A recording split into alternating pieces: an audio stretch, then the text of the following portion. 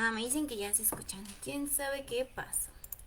Ok, bueno, vamos a volver a comenzar.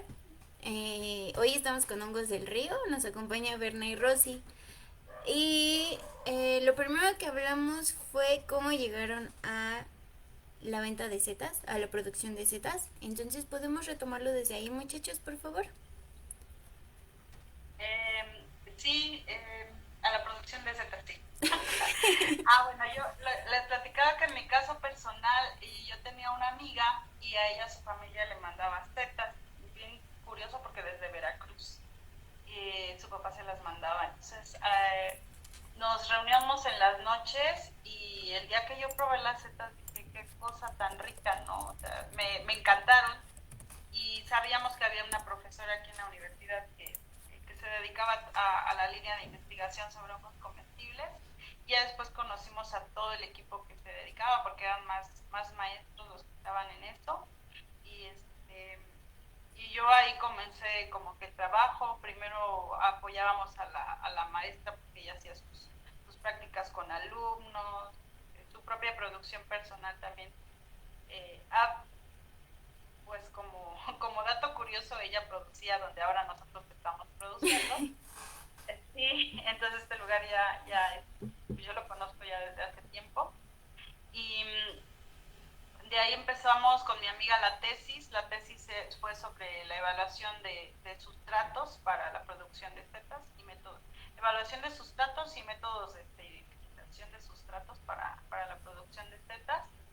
Y bueno, y de ahí, ¿no? Empezamos pues a hacer crecer un poquito más, aparte de la tesis. Las primeras cosechas de nuestra tesis fueron, fueron ya a venta al Tianguis Orgánico Chapingo en ese entonces, y por ese tiempo también fue que conocí a Berna, ya platica cómo Qué empecé horror, también. pero sí. No, súper, súper. Bueno, fue la maestra Clara Alfaro que tiempo antes, junto con mi hermana, bueno, más bien mi hermana, con la maestra Clara empezó su tesis. Y esa tesis la hizo, me parece que dos o tres veces. Y la verdad es que no le salía lo que querían hacer. Yo no recuerdo exactamente qué. Pero empezaron a instalar su esterilizador, sus mesas, sus cosas ahí en la casa, cisternas, empezaron a hacer. Entonces yo veía la factibilidad, o más bien que sí, estaba muy bien esto de la seta. Sobre todo porque es un cultivo que puedes tener todo el año. Si tú lo manejas correctamente, es muy rentable. Y no estaba muy desarrollado el comercio, pero como dice Rosy, a la hora de preparar las setas, y esta opción yo creo que de los que vamos a hablar, de lo que podías utilizarla en lugar de carne en los platillos, te daba una opción así bien interesante y sobre todo lo ponías o sea, lo ponías en la balanza, decías, ¿puedo producir esto todo el año? ¿O puedo producir, por ejemplo, yo en ese entonces me dedicaba al jitomate, podría producir jitomate y esos ciclos bien largos de 6 meses, desde que siembras hasta que empiezas a cosechar, y luego hacerlo así como cíclico era muy pesado. Entonces las setas no, o sea, y el precio siempre fue muy atractivo también, o sea, siempre se mantuvo. Entonces esos detallitos a mí me llamaron la atención. Cuando vi a Rosy y su compañera Mago hacer ese trabajo, pues yo quedé convencido, ¿no? Ya de ahí, como la maestra Clara tenía un espacio en el Tianguis Orgánico recién formado, pues ya fue sencillo integrarme a la idea de los productos orgánicos. Y bueno, así fue como iniciamos eso, estamos hablando de 2003-2004. Y también habíamos hablado de su trayectoria a través de todos los mercados de la ciudad. ¿Podemos retomarlo también, por favor? Pues Tu cara, ya ¿verdad? hago una corrección porque no fue tan automático, cuando no, más bien Cuando nosotros dijimos, sí, vamos a dedicarnos a esto, pero también hay que vivir de esto, empezamos a producir, yo diría que una buena cantidad de setas, y y a la par que estábamos en el Tianguis Orgánico Chapingo, que también te comentaba hace un rato, que no se vendían más allá de 5 o 6 kilos en un sábado, porque la gente decía, pues sí, se ven muy bonitas y sé que son ricas y nutritivas, pero yo no las sé preparar. Entonces, en ese inter también estábamos llevando producción a la central de abastos. Estuvimos intentándolo en Iztapalapa, ahí fue donde estuvimos como que más tiempo. También un tiempo fuimos a la de Catepec, teníamos algunos clientes en los mercados convencionales del municipio de Texcoco, pero siempre era mucho problema porque tú por más que producías y tu producción era bonita y de calidad, buena, todo, pues siempre el precio estaba muy castigado y lo fijaba el intermediario, ¿no? Entonces, pues lo fuimos dejando hasta que dijimos, ¿sabes qué? Pues mejor vamos a producir poquito, pero bien vendido.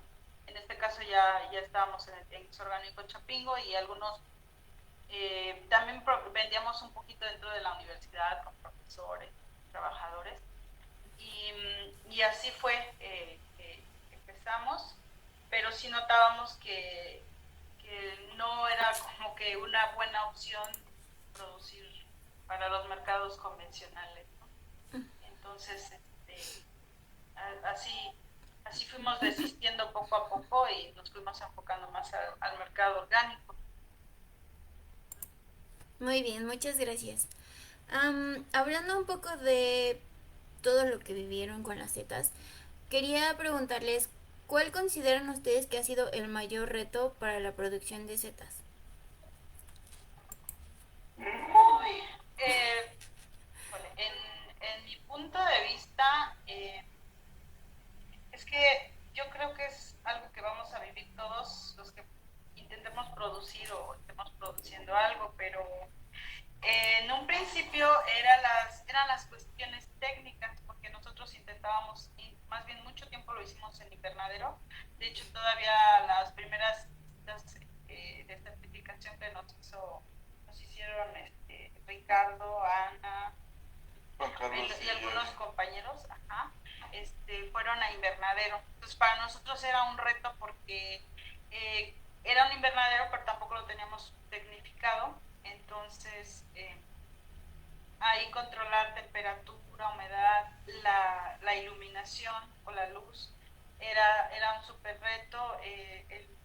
Las condiciones no eran como que las más adecuadas. Cuando ya más o menos lo tenías bien adaptado el invernadero, ya se te había roto un plástico, ya había entrado algún animalito. Entonces, para mí en lo personal creo que en un principio primero fue lo técnico, o sea, dominar el cultivo y dominar las condiciones que querías darle. Y más como es algo que todavía lo estamos viviendo, pues también la cuestión de la comercialización. Por lo mismo que te decía, o sea, sí ha sido un reto hacer crecer tu mercado porque lo estamos llevando a mercados no convencionales, ¿no? Entonces, lo más sencillo sería pues ir a cualquier central de abastos y decir ya como me lo paguen y ahí está, pero nosotros le fuimos buscando por otro lado, ¿no? La cuestión esta de venderlo cocinado también ha sido una buena aventura, ¿no? Muchas Bueno, gracias. Sí, para mí, o sea, sí son cuestiones técnicas. Por ejemplo, tiene una vida de anaquel de 0, ¿no? Ahorita estas bolsas las saqué de allí del área de producción, pero hay que estarles echando agüita porque se van a morir, ¿no? Este ambiente, el ambiente que respiramos no les favorece. Tiene que ser un poquito por encima, la humedad relativa y la temperatura siempre muy estable. Pero bueno, esas son cuestiones técnicas. En lo que el reto máximo al que nos enfrentamos siempre es a que la gente utilice las setas como como piensa en la carne, o sea, que sea parte del paradigma de hacer la comida, ¿no? Que la mamá diga, voy por las setas. No es así, o sea, ha sido difícil, incluso desde cómo las ven en el mercado, mucha gente nos dice, oye, pero son esas cosas horribles que venden, ¿por qué lo tuyo no está horrible, no? Le dices, bueno, mire, es que yo las cosecho y se las traigo. Entonces, ese ha sido un reto impresionante, que las personas ya tomen este cultivo como parte de su día a día en su alimentación. A eso nos hemos dedicado, hemos tratado de difundir. El hecho de que lo cocinemos es para decirle a la gente, miren, sí está rico. Y lo hemos intentado por muchos años. O sea, recién llegamos al tianguis orgánico, hace 18 años, nos decían los que administraban en ese entonces, pero traigan cosas cocinadas porque la gente quiere. Y te lo juro, al principio lo regalábamos, así como pruebas, pues. Y la gente decía, sí, sí, muy bien, véndeme 1 kilo, ¿no? Y decías, no, es que yo no vendo comida. No, véndeme. Entonces era bonito, ¿no? Y empezó a desarrollarse mucho a la par el consumo de alimentos con el consumo de las setas. Porque la gente se daba cuenta de que sí era muy bueno el producto. Entonces ese es el reto permanente. Que la gente se dé cuenta que sí es posible. A mucha gente a la primera no le sale. Le quedan fibrosas, crudas, X. Entonces lo que le decimos es, mire, toda la información que yo le pueda proporcionar, se la brindo y usted tenga paciencia y lo va a ir haciendo mejor. Y sí, afortunadamente, ¿no? Entonces, creo que es el más permanente que veo, que las personas, o sea, vean los beneficios de consumirla todo el tiempo. Muchas gracias. Mencionaste algo de que tienes unas bolsas ahí contigo. ¿Quieres platicarnos de esas bolsas y cómo llegaron ahí? Por favor.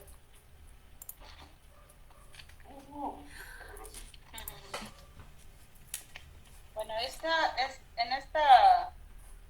son unas setas que, digamos, tendrán unos 2 días los brotes. Ahorita en temporada de lluvia, con lluvia y calorcito, no hay tanto problema para esta etapa ya en fructificación.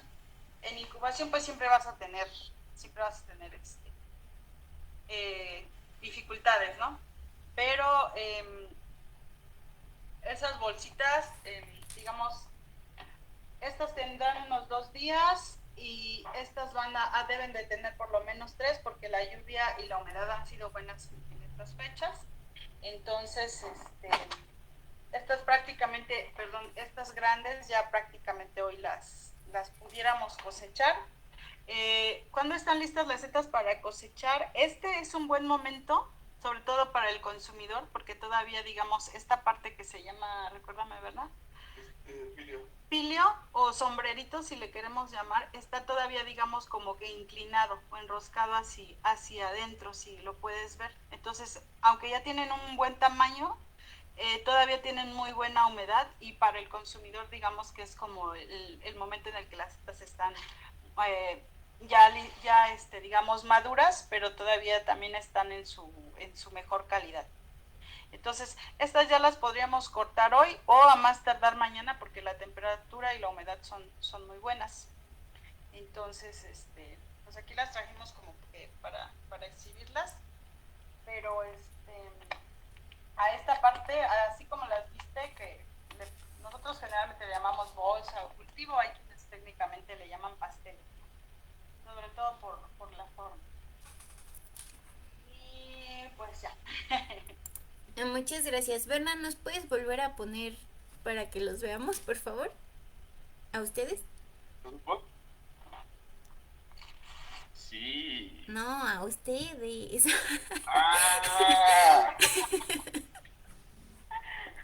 Muchas gracias. Oh.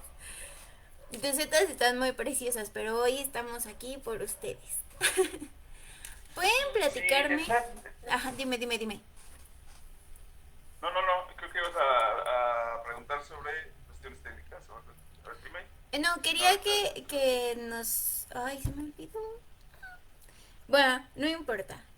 Muchas gracias por mostrarnos sus setas. Creo que es un producto muy, muy rico. La verdad, mi favorita son las tostadas. Entonces, hablando un poco de esto, ¿me pueden contar cómo fue su experiencia transformando este producto? Porque tienen mucha variedad de setas preparadas. ¿Nos platican un poco? Em, Ay, es curioso. Bueno, yo siempre voy a hacer referencia a la maestra Clarita, porque realmente, pues, en lo personal para mí fue como el primer acercamiento y con ella aprendí básicamente lo más importante. Y está curioso porque ella era muy, a pesar de que cuando era mi asesora de tesis ya era una persona mayor, no mucho mayor, pero ya era mayor, era muy activa. Entonces había muchos eventos de la universidad que nos invitaban y en algún momento me tocó irle a ayudar a su casa a cocinar. Y yo, digamos que yo no sabía cocinar. Eh, bueno, salí de casa muy chica y entonces chistoso porque yo aprendí a cocinar casi casi y a la par que aprendí a cocinar setas, o sea, casi casi que fue lo primero que aprendí a cocinar, más o menos. Y con ella aprendimos como dos o tres, no, sí, como tres guisados por lo menos, que a ella le quedaban muy ricos. Y en otra ocasión, ya más adelante, recuerdo que nos invitaron a la feria de Coajimalpa, la feria del hongo, y era curioso porque decíamos, es que íbamos a ir a vender allá, o sea, hongos, pues allá es la zona productora más fuerte, entonces, pues a lo mejor venderás un poquito, pero pues, si quieres ir a hacer presencia a un evento así, pues nomás te vas a ir a pasear, pero no vas a ir a competir. Entonces se nos ocurrió que hacer unos tamales, ¿no? Pero también cosa curiosa, pero yo nunca había hecho tamales sola, yo veía cómo los hacía mi mamá, a Berna le gustaba la cocina y dijimos, pues vamos a hacer tamales. Bueno, el caso es que en esa ocasión los tamales quedaron súper ricos, pero como no éramos muy competentes haciendo tamales, pues algunos no se nos cocieron. Pero ahí nos quedó la idea de que, pero es que son ricos los tamales, ¿no? Los poquitos que alcanzaron a probar los diferentes tamales, pues les encantaron. Entonces ahí fue que empezamos también a probar con los famosos tamales, ¿no? Que ahora son como de nuestro producto fuerte ahí en el 100. Y pues eso ha sido bonito, pero en general yo te puedo decir que a las setas, pues teniendo setas en tu casa comes casi diario setas y no te aburren porque son súper versátiles y no tienen que ser, ya es lo que yo les digo a nuestros clientes, no tiene que ser tu platillo principal todo el tiempo, porque claro que vas a aburrir a tu familia en el caso de las amas de casa, de las mamás, a quien le toque cocinar, pues si diario les das setas, pues obvio los vas a aburrir. Pero sí es cierto que las puedes incluir casi en cualquier platillo y no necesariamente tiene que ser tu platillo principal, ¿no? Es como un tip que yo les digo, pues para que también no aburran a la familia, ¿no? Sí, sobre la cocina sí es muy, muy interesante. Nos invitaban a varios lados y no nada más es ir y tratar de vender, aprendes, ¿no? Me acuerdo que nos invitaban a lo de Sin Maíz No Hay País, de culturas populares, a las ferias de aquí, de la cultura rural, a lo que hacía Zagarpa, Cedagro, un montón de lugares. Antes, pues eres joven y vas a todos lados, pero la realidad es que aprendes. Y nosotros veíamos que los guisos con setas que les gustaban no pasaban de algunas cosas. Y nosotros sí le intentábamos, ¿no? Que con sus nopales, que bichotes y que pizzas, te lo juro. Un montón de cosas hicimos y no. Ah, Llegamos al punto en donde lo que veíamos que más la gente quería llevar, así por estadísticas, y ok, hoy cocinamos esto y poníamos así como un guisado extra y dábamos pruebas y todo eso. Entonces llegaba al punto en que era un tipo de guiso guiso el que quería la gente y ahí nos quedamos. ¿Por qué? ¿Por qué sí hacerlo de esa manera? Lo que pasa es que tú tienes que cocinar todo en el momento, porque si no, las setas van adquiriendo otro sabor. O sea, todo se cocina para ese instante. No, no puedes almacenar, precocer, no, porque va a adquirir otro sabor. Entonces lo fuimos aprendiendo con el tiempo y dijimos, bueno, también no podemos correr riesgo. Y ahí nos quedamos, ¿no? En esos guisos. Pero bueno, como la idea siempre fue que se desarrollara el consumo, sí logró, ¿no? Ubicar a las setas en el gusto de las personas, eso pensamos, porque sí el consumo sí se estableció. O sea, ahí en Chapingo vimos que la gente se emocionaba comiendo esos y decía, pero hice un arroz, pero hice un caldo, pero hice una sopa, pero hice un pozole. Entonces ya te retroalimentan, ¿no? Y dices, ah, bueno, detonó el gusto. Y ese era el objetivo, ¿no? No es tan generalizado porque muchas personas tienen a la carne como el rey de lo que consumen, de su comida en todo el día a día. Entonces dices, bueno, ¿no? Poco a poco, poco a poco. Los veganos son súper fans de lo que hacemos y nos retroalimentan con muchísimas cosas. Y también nos moldearon, o sea, nosotros le tuvimos que quitar todo lo que pudiera ser de origen animal a los guisos y por supuesto todos los productos orgánicos por los veganos, básicamente. Entonces los veganos son nuestros máximos sinodales para la comida. Muchas gracias. Am, bueno, y a través de todas estas experiencias, ¿cuál creen ustedes que es lo, no más bien, qué creen ustedes que es lo más importante de su producto? Ya sea el ceviche de setas, los tamales, la seta en sí. ¿Qué es lo que dicen? Wow, mi producto es el mejor del mundo por esto. Uy, eh, no, no sabría.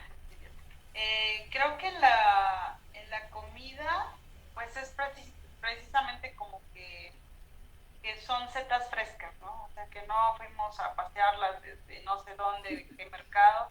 O sea, casi, casi que conforme se van cortando, se van cosechando, se van cocinando. Yo creo que ese es en cuestión de éxito, yo creo que ese es como que básico. Y por supuesto los ingredientes que procuramos y pues como sabes, también la cuestión de la certificación orgánica nos lo pide, que todos los ingredientes pues vengan de mercado de origen orgánico.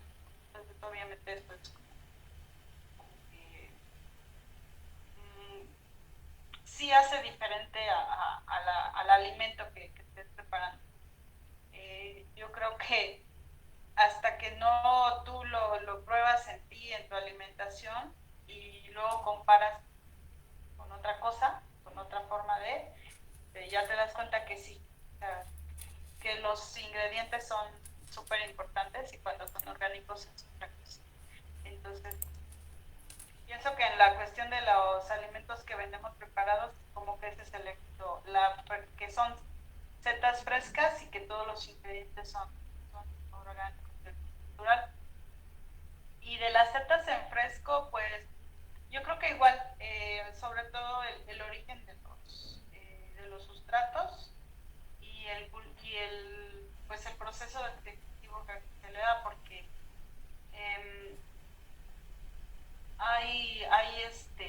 pues hemos conocido otros, ¿cómo decirlo? Otros cultivos, otras formas de producir y nos ha tocado probar la seta de otras formas de producir y son diferentes. Entonces, yo creo que es como que la base. Un detalle sobre solo las setas, está muy curioso. Las que tienen mejor consistencia y mejor sabor no son las setas blancas, que son las que nosotros producimos. son las setas cafés o las setas grises. Pero caso curioso, cuando la gente ve setas cafés o grises, piensa que son venenosas. Así, algo pasa. Y, o sea, es un racismo total. Y las setas blancas las ven muy bonitas siempre. Ah, sí, eso sí voy a comer, ¿no? Cuando nos hacen esa pregunta así, de corazón a corazón, les decimos, es que sí es cierto lo que les estoy diciendo. Cafés o grises tienen un sabor más concentrado, más rico. Se procesan más rápido, se producen más rápido, hay más productores de setas cafés o grises.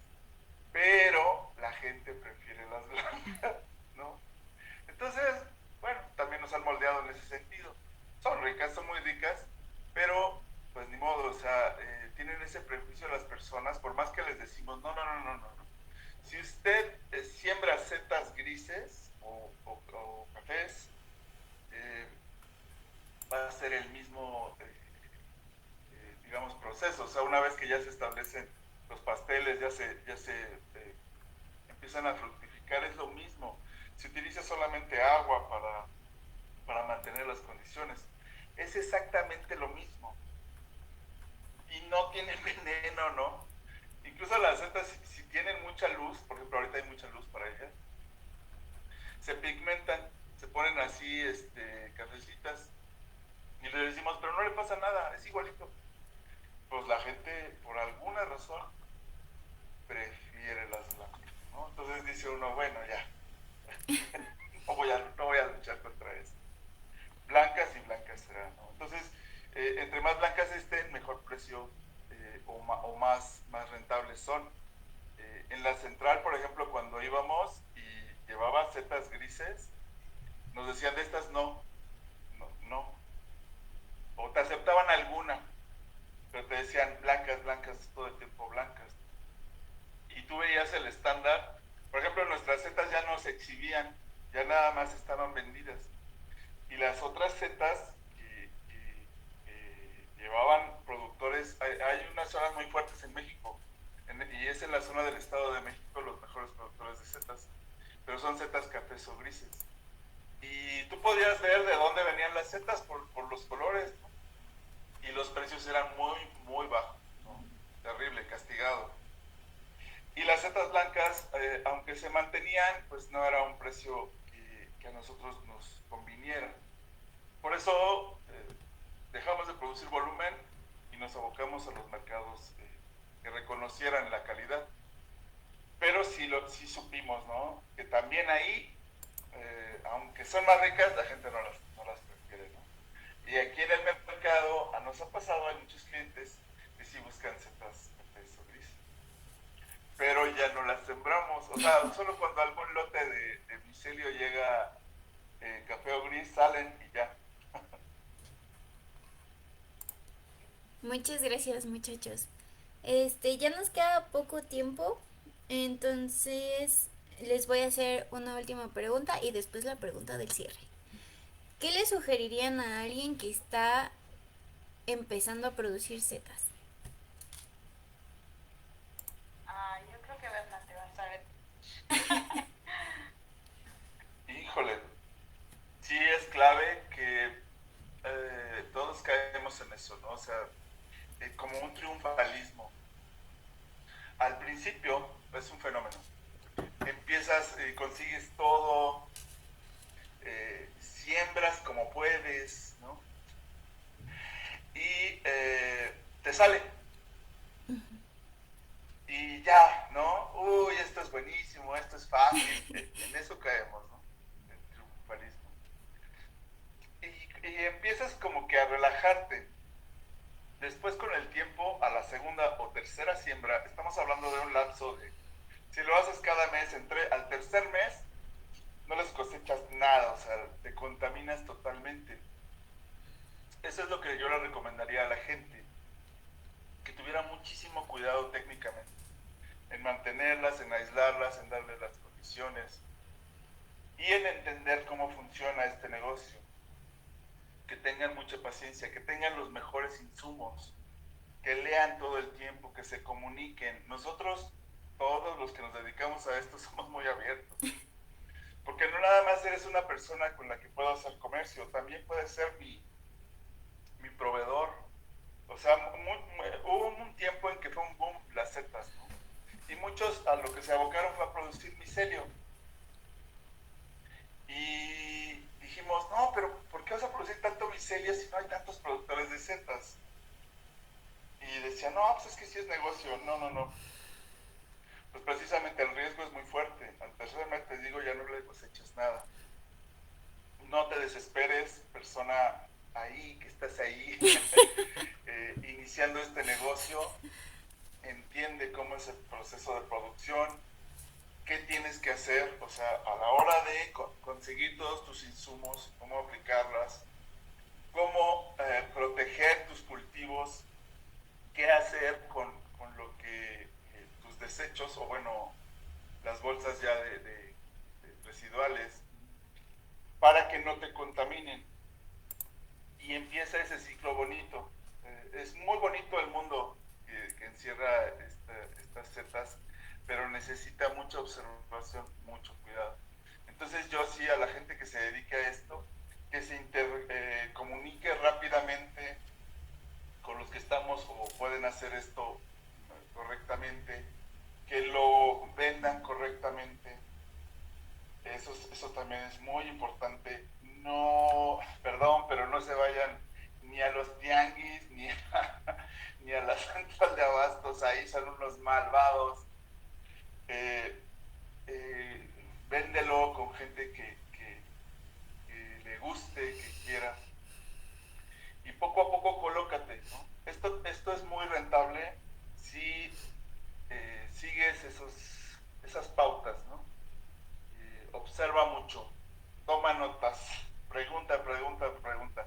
Te lo juro que nosotros retroalimentamos a la gente y les parece muy extraño. Y les decimos, no, es que usted me está enseñando más de lo que trata, ¿no? Cuando la gente te explica, ¿y dónde está usted? ¿Y cómo le hace? Y todo eso genera una sinergia bien bonita. Eso es lo que hemos visto nosotros en la producción. Y si yo te puedo ayudar con información, con contactos, te lo voy a brindar. Y así son las personas que se dedican a esto. Entonces, ese es otro de los puntos. No tengas miedo a interconectarte con otros. Ahora es muy sencillo. Con otros productores.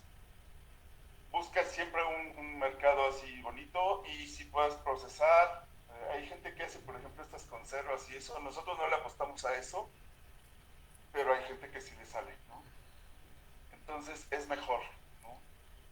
Lo que pasa es que como yo creo que de los retos que hablábamos hace rato, era que tienen muy poquita vida de anaquel. Esas setas se cosechan y el día de mañana ya no están, ya se deterioran totalmente. Sí, sí les pueden meter frío, pero es muy difícil, ¿no? Entonces, si haces esa suma de detallitos y te dedicas a observar esto, vas a tener éxito. Muchas gracias. Y por último, ya que no se escuchó esa pregunta, ¿cuál es su parte favorita de Mercado El 100? Bueno, hace un ratito que lo comentábamos y no se escuchó, yo les decía que de las cosas que en lo personal más a mí me han gustado es que el consumidor te lo valora y te agradece tus productos. O sea, no es nada más una relación de intercambio producto-dinero y ahí nos vemos, ¿no? La gente de verdad te lo valora, te lo agradece y yo te diría que hasta te lo admira. Entonces se hacen relaciones muy, muy bonitas. Y es algo parecido, la otra parte que yo también me gusta es con los compañeros, porque decía yo, tus setas o lo que tú estés produciendo puede ser súper rico, súper saludable, pero no es lo único que puedes comer y no todos tenemos como la forma de a lo mejor de producir más cosas, ¿no? En nuestro caso. Siento que la gente que produce hortalizas pues es como que más afortunada porque puede comer más variado y en nuestro caso el tener acceso a poder hacer trueques con los compañeros no la tendrías dedicándote a otra cosa o estando en otro tipo de mercado, ¿no? Porque conoces, puedes conocer y disfrutar más alimentos que son igual de sanos que los que produces, igual de ricos, y a veces nosotros de hecho cuando empezamos no teníamos acceso a esos alimentos, es una realidad. Eh, y la otra también es que ese proceso que ha llevado el equipo al que tú formas parte también, Ana, Ricardo, eso que se haya llevado, Alan por supuesto, que hayan llevado al mercado el 100 a tener una certificación por parte del organismo de gobierno, también para mí me da mucho gusto, mucho orgullo formar parte de, porque realmente es también una forma de decirle al consumidor que puede tener confianza. A lo mejor hay muchos que ya conocen Mercado El 100 de hace tiempo y saben porque conocen los productos, pero por ejemplo quienes apenas están ahorita intentando mejorar su alimentación, tienen dudas, esa certificación también puede ayudarnos a dar más confianza y hacer crecer el mercado, ¿no? Entonces yo rescataría esas tres cosas que a mí me parecen muy valiosas. Muchas gracias, Rosy. ¿Y tú, Berna? Ups. Sí, el mercado en sí te da un estatus bien interesante. Yo les decía, contraponía la idea de los mercados no convencionales y nosotros, ¿no? El mercado, es decir, nosotros, con lo que vamos a y la verdad es que es un ambiente así bien bonito.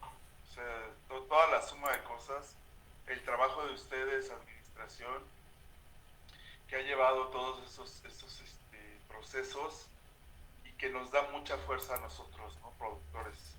O sea, pertenecer a este mercado, o sea, ya te pone en un estatus muy interesante, ¿no?